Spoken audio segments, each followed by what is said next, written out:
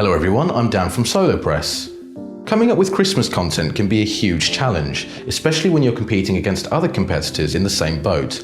Here are a few important tips on what you should and shouldn't do over the Christmas period.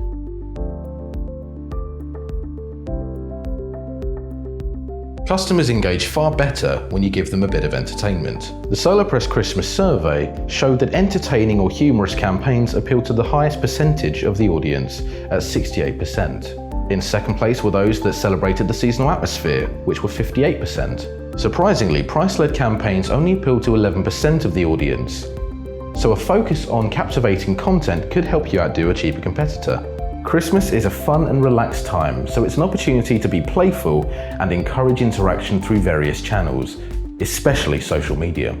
Start a conversation with a light-hearted question about Christmas, like, when's it the perfect time to put up a Christmas tree? Because everyone's going to have a different opinion. It's important to keep all of your platforms consistent, from print to social media to email. Keeping this consistency allows your customers to recognize your brand more easily. Customers that come to your shop via a flyer or go to your website via a social media post need to see familiar branding that guides them through the purchase journey. And whilst this is true at all times, it's especially important over Christmas when so many businesses have very similar color schemes. Our heads are filled with hundreds of messages a day from lots of different businesses. This makes the job of encouraging brand retention doubly difficult. Posting regularly on social media can encourage customers to recognize your brand and therefore achieve brand lift. Over Christmas, this is also important as cultivating recall by repetition can be a very achievable goal. As a general rule of thumb, around Christmas time you can probably get away with more social posts than you think, but fewer emails. Folks will scroll past anything that doesn't appeal. Okay, you failed to engage them on this occasion, but unless you do something that really riles them up, you're unlikely to have lost a follower. Email is another matter. People have strong feelings about keeping an orderly inbox.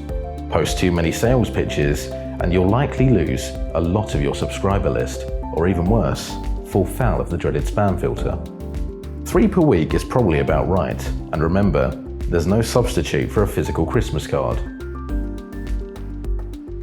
Customers like to see a personal touch.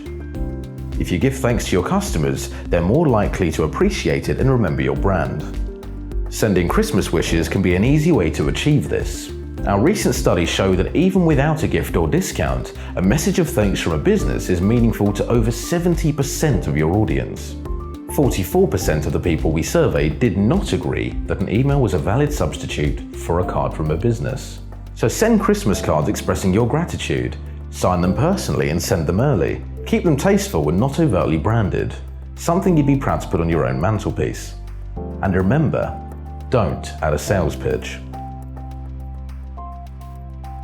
Whether it's from the past, from culture, from other businesses, or time-honored festive motifs, there's no shame in stealing thematic ideas from other people.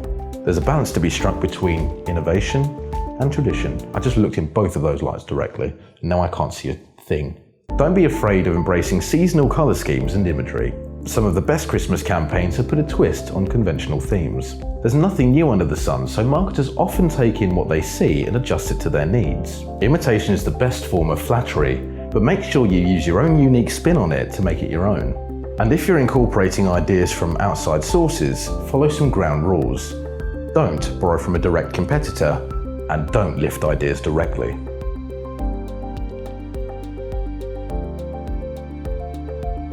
Conventional wisdom says to let Halloween go by and don't go all out Christmas crazy, especially in terms of decor and music, until the Guy Fawkes Night bonfire has well and truly cooled.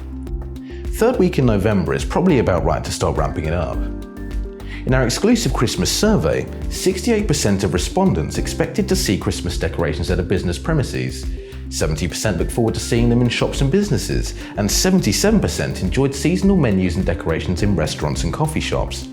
So when the time's right, change your content over to a more seasonal tone of voice in order to meet expectations and inspire some seasonal spending. Content can change over Christmas, and it's important to address the humble, functional content as well as the top-line messaging. Have your opening hours changed?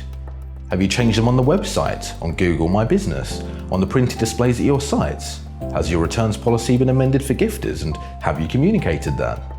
Is it reflected in the copy that appears in the T's and C's, web pages, behind the counter displays, and even on your till roll?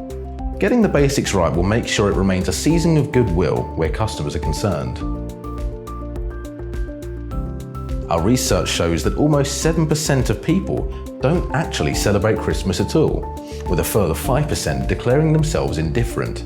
So it's best not to forget this 12%. That doesn't mean you shouldn't use a more celebratory tone of voice in your content at this time, but steer clear of overtly religious language and keep everyone included.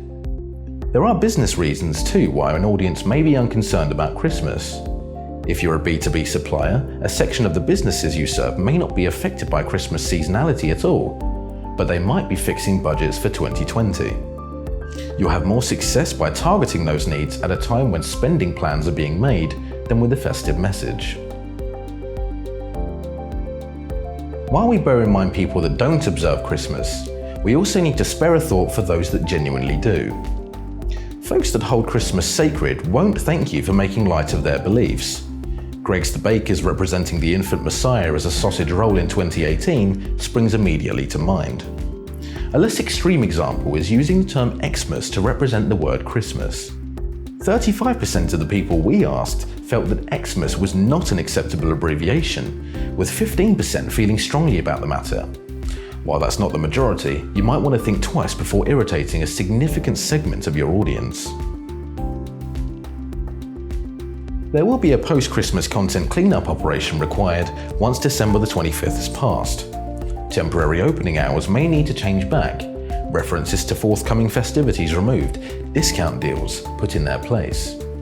If you're not going to be around to make changes, make sure automation is in place to alter your digital messages and print is prepared for any physical displays, especially if you're transitioning straight into a January sale. So those are our do's and don'ts over Christmas. If you found that useful, be sure to leave a like and a comment and subscribe to the channel for more useful info. My name's Dan from SoloPress. Hope you've enjoyed the video. And if you feel like viewing more content, got a couple of videos behind me.